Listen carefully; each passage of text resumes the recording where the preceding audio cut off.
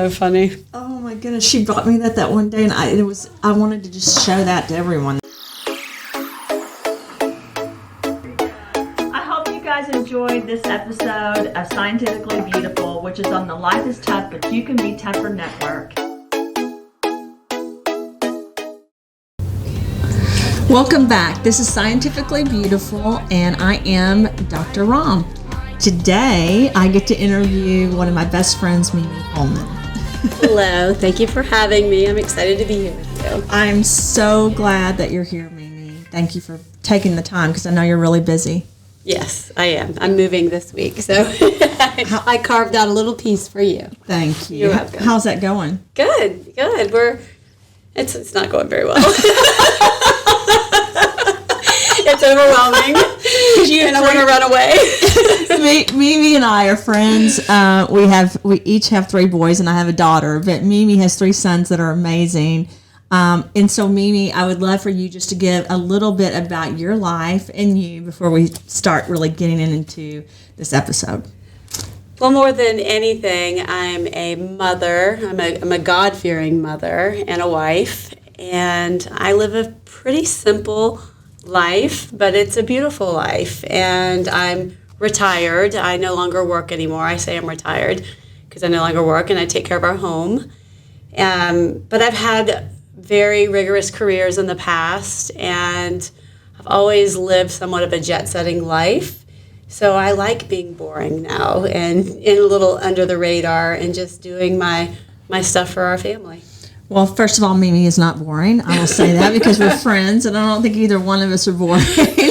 She definitely knows me. If anyone ever wants to know secrets about me, don't go to Mimi because she might tell you. I won't. Mimi, tell the audience a little bit, if you don't mind, about your past career, and then we're going to talk about some life is tough issues. But I would love for you to get into what you did before you went into this career, which is raising kids, because that's a full-time job. It is a full-time job. In the past, well, to start off, I was a journalism major, and I was in sports journalism. So I worked for CNN, Sports Illustrated for a while, and then moved to New York City and worked at MSG Network for a little bit, and also for Sandbox.com, which was the first online fantasy sports. And then eventually we were bought out by CBS Sportsline. So I have somewhat of a history in sports and in journalism. There just wasn't a lot of money there, at least at the entry-level positions that I was in. And so I switched to real estate and did really well in real estate for a while, and then ended up having 3 babies very quickly. And so I stayed home for about 4 years, and then I went back as in sales for a very large technology company, and ended up working my way up to managing the Southeast for one of the divisions. It's an internationally known large technology company, and did that for a very long time. And I will contest that working full-time and covering 7 states and traveling all the time, raising 3 boys with a nanny, was 1,000 times easier than staying home and raising 3 boys without any help. Yeah, because it's a lot of work. It's a lot of work, yeah. And you married an athlete, correct? Ex-athlete. I'm also friends with her husband. Yeah, let's be clear. Let's be clear. But Scott holds a record at Auburn in basketball. Yes, he played basketball at Auburn, and he, I think, started more games than anybody else. And when he left, I think he was the 10th all-time scorer there. So yeah, we're proud of his career at Auburn, and Auburn has been fantastic to my family. They've really been great. Well, I mentioned that because I think part of at least my life raising kids is transporting kids, even when they're older. It's just a lot of work, and so in fact, when you have 3 boys that are athletes, it can be next to impossible when you're the one doing the transporting without anyone helping, to your point. Yes, it's like juggling, and then somebody throws you a crying baby. Yeah. It's a lot. It's a lot. And then I've always told people this when I've stayed home and worked. I've done different things throughout my life. A lot of people don't know that because I think they think, well, Christina worked the whole time, and that's not true. I took breaks. I worked for amazing companies that gave me breaks. Mm-hmm. Even one company gave me 9 months because, I was working for the company. They wanted me to come back. But I agree with you. When you don't have help and you're doing everything at home. It's almost a thankless job. But I will say this till the day I die. I think mothers are some of the best doctors. I know they maybe don't have the MD or PhD behind their name, but your mothers that care and are intelligent and are engaged in their kids' lives, they figure out what are the best things for their children. And one of the things I've always respected about you, and I respect about you, is that you are one of those mothers that carry on your shoulders the health and wellness of your family, and you don't rely on just a doctor or a scientist. You actually dig in, and I've seen you do it a million times. I've always been amazed at it, and actually you send me information that helps me understand more, because I'm on panels, with COVID and just different things, and you've always educated me. And I think one of the reasons is you're a fantastic mother, and I think another reason is you've had some health issues in your personal life. I have, and the health issues that I've had have taught me to be an advocate for myself, whether I'm in the hospital, which I've been hospitalized many times, or I'm just in a doctor's office or at a pharmacy. You have to be your own advocate. There's no advocate that follows you around and tells a doctor, no, etc. And so being an advocate for myself has really paved the way for me being an advocate for my family and for our kids. And your health issues were from 9/11, correct? Or some of them? That is correct, yes. I am a survivor of the 9/11 terrorist attacks, and it left me with chronic sinusitis and then 4 conditions within my lungs: bronchiectasis, COPD, ABPA, and asthma. Which are, just so everyone knows, that those are very tough diseases to overcome, especially at your age, and you have to continuously look after your body. Yep. It's continuous maintenance. All the time. Yes. If you want to have a healthy, life. And I've always, you do that. And like you said, you also look after your kids. And so one of the reasons I wanted for Mimi to be on the show was she's an amazing person, but she's also been an advocate, like she said, for herself and for others, not only just her own children, but also in the community. So you've even been interviewed about the vaccine and different belief systems as it pertains to that, correct? Correct. By the local Fox channel here in Nashville, and then nationally CBS for their national news. And then somehow a newspaper or a magazine in North Carolina reached out to me last week, and so I did another interview with them as well. So yeah, I have been very vocal. I think that the reason why they've approached me to interview is because I'm not afraid to speak my truth. And it's a very different world we live in these days, and people are afraid to sometimes speak their true truth to themselves because they're afraid of being doxxed or losing their job, or their husband losing their job, or maybe be shamed at school or friends or whatever. And I have never been one to shy away from who I am or shy away from being vocal about who I am and what I stand for.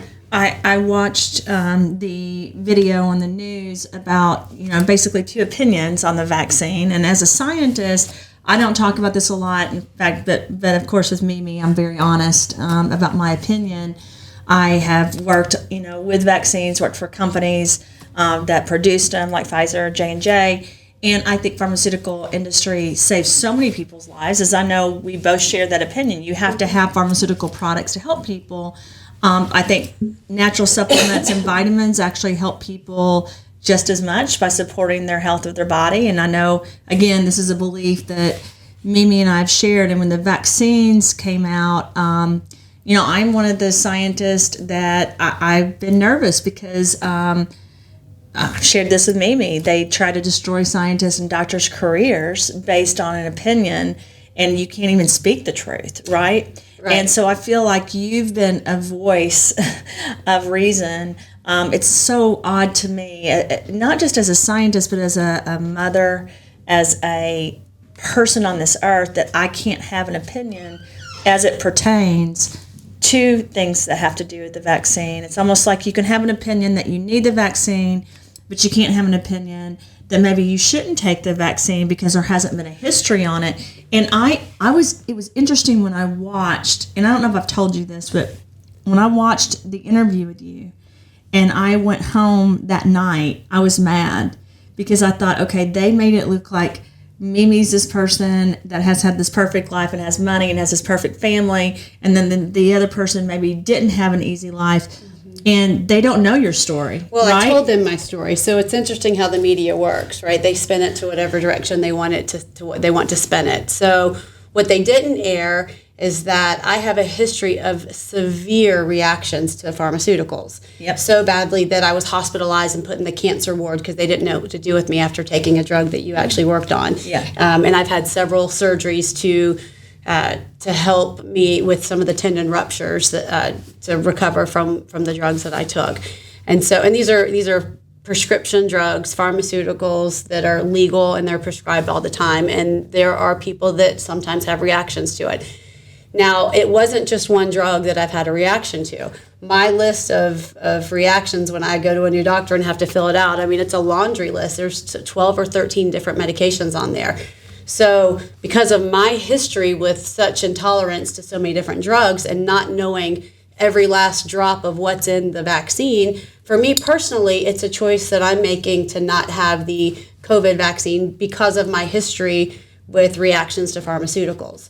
So that's again, it's a health reason, it's a personal reason, but they didn't say that on air. They made it just sound like I was maybe being a difficult mom. I don't know. Well, and then they had a mother worried about her kids who had autoimmune issues. Autoimmune, and I've had a lot of issues, right? Yeah. I've had cancer, Lyme disease. I mean, I get a lot of health issues, and I also have had allergic reactions to certain things. And for me, personally, from being in the industry and working in the industry, it has not been a choice that I've made for myself. And also because I understand the numbers and statistics with children, they would almost get, be sick from a cold more than they would from this virus. Correct. And the flu kills more children every year than COVID. Yeah. But it's almost like you can't even say it, because if you say it, then you're the enemy. Then I'm anti-vax yeah. and everything. And I'm not anti-vax. My children have had the majority of the vaccines that are suggested by pediatricians. It's just that this one is a little different. It's a different type of technology. It's a nanobiotechnology. I mean, that's your wheelhouse, and it's something that has never been used other than very specific cancer treatments. Which again, I think it's almost catered to that person with their DNA. That's the only time this type of nanotechnology has been used.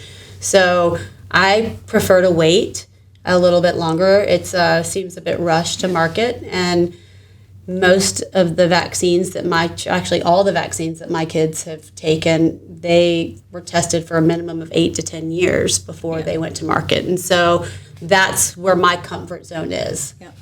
Yeah, I always say this because I've traveled to so many countries that I've taken probably more vaccines than anyone, and multiple times, because when, you can't even go into Nigeria unless you have the card, and last time I went, I couldn't find my card, so I had to take all of the vaccines, and I'm being honest, they made me sick, but I know the goal was to protect me. I hope that's the goal anyway, every time, you take a vaccine, but with this particular one, because I do understand the technology, I'm like you. I just think there needs to be a longer testing period. I also think that we've got to look at both sides of it. We have to talk about really gathering the numbers, not just in the people that can die from COVID, but also the people that can have a reaction from the vaccine, because we've seen in the animal trials and in the human that have taken it, we have some issues with blood clots and different things because of the technology. And the myocarditis with they're saying with young males, but it's actually happened to everybody. It's not just specific. I think it happens more with young males, but it could happen to an older female as well. Yeah. It's not just specific to younger males. But the thing that really opened my eyes to this whole COVID vaccine, and I'm cautious about the words that I use, but I almost want to use the word propaganda, because I feel that the news is coming out with a narrative, and you can't disagree with that narrative. But it was well over a year ago, and because of my health issues, I followed several natural doctors on YouTube and on Facebook and Instagram and Twitter, on social media. And I credit a lot of my health to these natural doctors that talk about different things for your lungs or different things for your sinuses and just different ways to build up your immune system and be healthy. And I noticed when the COVID vaccines were first starting to be tested and these doctors were speaking out about this type of technology, they were being completely shut down and taken off of social media. So that was a big eye-opener for me early last summer, before people were really even talking about the vaccine. So that made me pause a little bit, because that's not what science is. Science is just like politics. You should be able to debate both sides. Absolutely. And when they were shutting down the one side and they were only sticking with their narrative, it really did make me question everything moving forward after that. Yeah. I think the thing that's hardest to watch is to see people's careers destroyed when they're really good scientists or doctors, and then you see that all of a sudden something happens to destroy their career, their reputation, because they have an opinion on it. And I think that it's taken mothers like you and fathers, right? And actually, I just watched a thing, I think you saw it too in San Diego, where the younger generation is stepping in and standing up. And it's not even against saying this is a bad vaccine. It's saying we prefer to wait until we have more data on this, and then just almost being crucified, right? Well, I would almost take it a step further. It's not even about waiting until there's more data. It's about respecting my personal choice. That's what I'm saying. Right? It's an opinion. And like with me as a scientist, I never went to school and never worked for a company where I didn't get to vocalize an opinion about something. And now you can't have an opinion, because if it's not the right propaganda or right opinion, then you're basically labeled as, or you're ostracized, or you're labeled as anti-vax, or, and now they're starting to blame the unvaccinated for the Delta variant, which I find to be super interesting, because I want to know, what test are they using to diagnose this Delta variant? Well, there is no test to diagnose it. So how do they know there's a Delta variant? So there's just so many questions I have, and I can't seem to get any answers, especially from the media. And the media barely even listens to the right questions anyway. Well, I know that on our side with the United States, and of course I think this is where, I've traveled to so many countries that are communist countries, or that are, ruled by a dictator, and we're the United States, right? So we should have, we're freedom of choice, right? Mm-hmm. Freedom to say whatever you want, and that's been shut down. And I think as an American citizen, that's been one of the hardest things for me, not even as a scientist, but as an American citizen, to have that freedom where you feel like you don't have it anymore, or you feel like you can't go into certain circles because they will ostracize you if you have it. And I got to tell you another thing that's been hard. Based on religious belief, the criticism, I'm blown away by that, because even in you look at Russia and China, it's almost like they have more freedom of religion than we do at this point. Seems that way. It seems that way sometimes, and that's something that I do think it's going to take mothers. Again, I think it's going to take and fathers and intelligent people that are willing to stand up somehow. But it's going to be hard, because I do think things are censored right now. They are, and no discredit to fathers, because fathers are great, but mothers are the ones that are really at the forefront of this movement. That I've seen, strong mothers. Did you see that they're coming out with supposedly they're working on vaccines for the future viruses? Did you see Fauci's? I'll have to send it to you. So he made an announcement that they're working on future vaccines for the future viruses. For the different variants? Yeah, but I'm just different viruses, which I'm confused how we know those are coming out. Right. And I've been in calls where I've heard that too.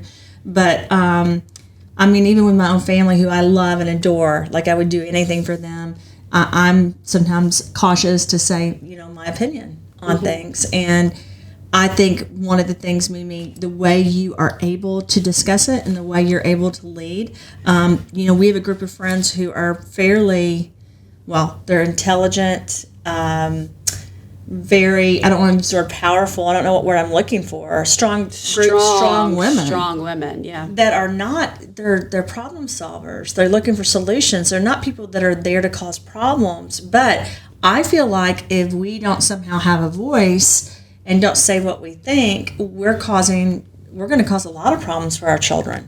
And a lot of this, with the moms getting involved, started with the masks. Yeah. Because we worked on a mass project. And we together. did work on a we absolutely did. And excuse me, and I do cough, and it's part of my, part of the conditions that I live with. And coughing in public during COVID, when you don't wear a mask like myself, will get you a lot of unwanted attention, I can assure you. But Mimi, I don't want to interrupt your train of thought, but I want to say this. I keep reading that people that have autoimmune disorders or have an illness, that if you don't get vaccinated, you're hurting them. And now you're sitting here as a survivor that battles these illnesses every day, and you're saying, wait a minute, I'm the one that makes that decision, and I don't feel like getting the vaccine will protect me. And maybe even if I get the vaccine, it could hurt me, right? Well, and that's your opinion. You don't say for sure. You're looking at the facts or what you think. So far, 27 people in Tennessee have died of COVID, and they've been double vaxxed. And so clearly something isn't connecting there, right? If you look at Israel, which is probably the most vaccinated country, they're not. I think Cyprus is.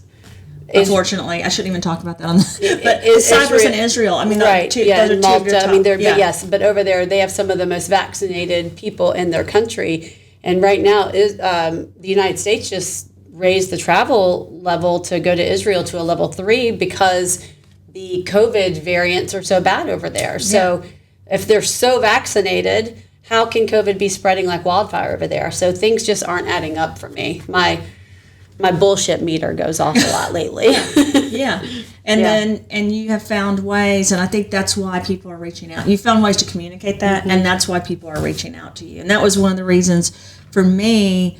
It's interesting. I think I've shared with you, we have some people coming up on the show that we will talk about what's going on in politics as well as the world of science during this. But it's become a almost I wouldn't even call it a political battle. Because you've got both sides, fighting for this this cause to make sure everyone in a country is vaccinated. Only the issue I'm having as a scientist is now they're saying you're going to have to keep getting boosters, right? And it's not even working. And my comment to that is, how many vaccines do you need to put into people before you realize that the technology was not proper for that? It's not mitigating the issue.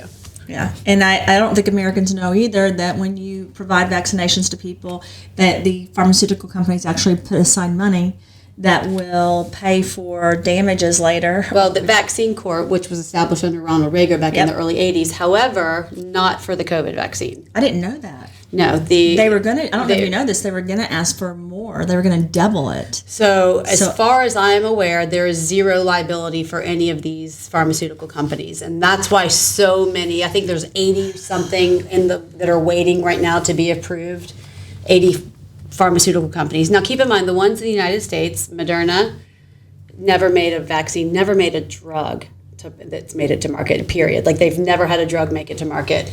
Johnson. Do you know my patent attorney? I haven't shared this with you. My patent attorney, or one of my patent attorneys, actually worked for them on the legal case, and we just had this discussion this week. Yeah, which he represented them from a corporate, and he asked me if I knew that, and I said, yeah, I did know that. Johnson & Johnson never made a vaccine before. I don't know. A lot of people don't know that. They attempted to, but they weren't never successful. Had a vaccine come to market. And then Pfizer, who was paid more in payouts, legal payouts to injuries than any other pharmaceutical company out there. So you've got 3 companies to choose from here in the United States, and none of them really make me feel warm and fuzzy inside. So just based on their history and their track record. Yeah, I actually worked for some of those companies. And I actually loved working. I've shared this. Yeah. I loved working for those companies, and I think they've produced some amazing products. Mm-hmm. But I also think that, again, it's my choice whether I take, just like it's my choice if I get bronchitis, if I want to take azithromycin or Levaquin or whatever. It's ultimately, a doctor can't make you. It's your choice, That's right? But for some reason in this situation, and again, I want to go back to this. You have vaccinated children. I have vaccinated children. Yeah. It's not that I'm an anti-vax like family, right? Right. And I also want to add, and you brought up Levaquin. That's one of the drugs that I had a severe reaction to. And when I say severe reaction, just to kind of put it in layman's terms, I went from a wheelchair to a walker to a cane over a period of a year. So it ate my mitochondria. It destroyed it to where I couldn't even move. I was in so much pain. So it took a year away from my life of raising my children. My mom had to move in with us and help me raise my children because I was incapacitated over 2 pills. So when I say I have severe reactions to several drugs, it's in their package insert, by the way. Did you know that? Well, there's several black box warnings now, but the tendon rupture was the only one there when I took it, which I've had 2 tendons replaced already. But I had so much more than tendon rupture, but they've added several more black boxes, so now I think it's all there. Do they compensate people when that happens? There's class actions. Yeah, I just wondered. There are class actions, yes. I've never asked that. I just wondered. I took a generic drug though. Okay. Which it's if it's a generic, it's a lot harder. Yeah. Yeah. How does your husband react to all this? It's hard. It's hard living with a disabled wife almost. Because I have good days and I have bad days, just like anybody with health issues. It was really hard during the Levaquin fiasco. It's hard. He manages. I do more than I should on my days when I'm down, and he pitches in as needed. But I wish I could say he's wonderful and picks up right where I left off, but it's not. He is wonderful. He is wonderful. Yeah, no, he is. But he works all the time with it. His career is important to him and important to our family. It's provided us an amazing livelihood, but it's hard to fill his plate with more stuff from my plate, and it's hard on me because of the guilt, right? I mean, that's not his responsibility to get dinner or to run carpool or laundry. Those are my responsibilities. So just like if you were to come home and ask me to put together a pro forma for a company, I wouldn't even know where to start. So it's you'd figure it out. Maybe you figure everything out. But it has put strain on our marriage at times. Luckily, we love each other enough to get through it. Yeah. But it's been hard at times. And how has he handled your opinion on mask and vaccines So I'm very anti-mask. The way the immune system works best is for you to breathe in, oxygen. And you have data on that. And you sent it to me. And I have all sorts of data on it. The acidosis, the carbon dioxide poisoning that you can get wearing a mask, and not to mention when kids are wearing it and they're touching it all day long, it's creating more germs around their mouth. It's like a petri dish that's just sitting there on your mouth. But how does he feel about my activism, I guess is a good way to put it? He loves it. He's really proud of me for speaking out, and he says somebody needs to do it. And like I said, I have nothing to lose because my kids and my husband are everything, and they're not going anywhere. Yeah. So I have nothing to lose. Oh, your friends aren't either. Your true friends. My true friends, that's right. Yeah, and because I've lost friends this past year. I've lost friends this past year. Because I've been very vocal about not masking our children in school and not mandating any type of vaccine. I've been very vocal.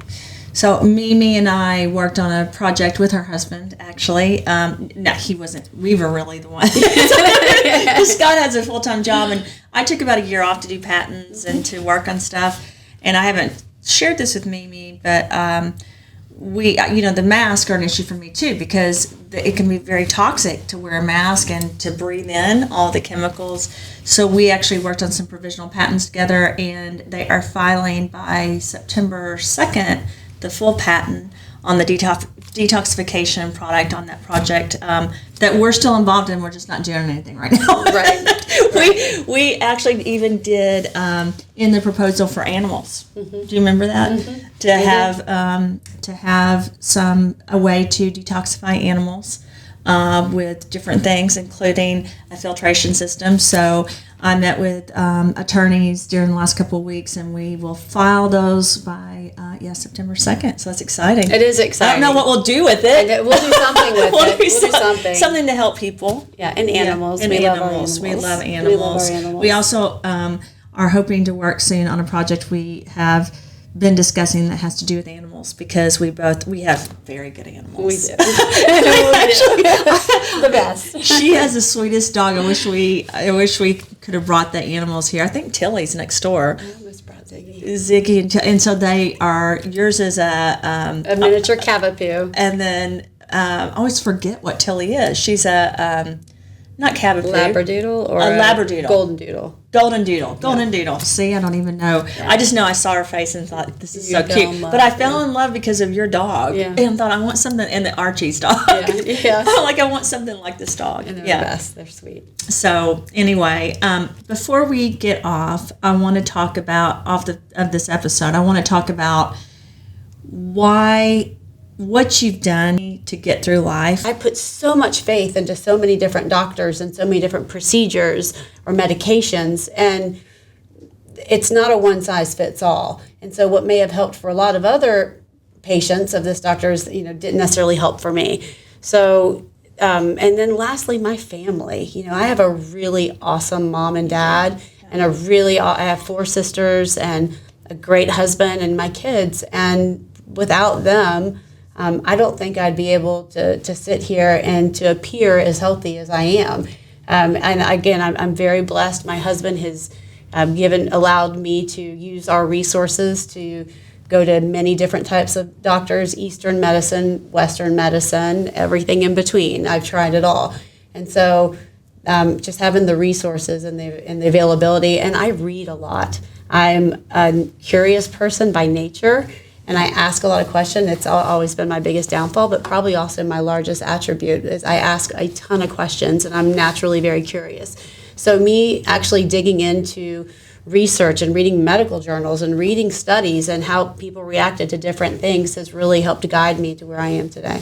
And I love that, because you are the one in charge of your body. Yeah. And if you don't do that, and I tell people that all the time, they go to a doctor tells them, this is what's going to happen if you don't do this, and then they do it. And that's one way of training. Yes. That's one way of thinking. And so I love that about you. I also love your faith, and I love your family. So thank you for being on this episode. You too. I love you too. I love you so much, Mimi. You're such a good person, and you have so much more to give. And I know you will keep giving. So it's only just begun. It's only just started. And I look at it as a fight, because right now we're in very different times than I've ever been in my lifetime.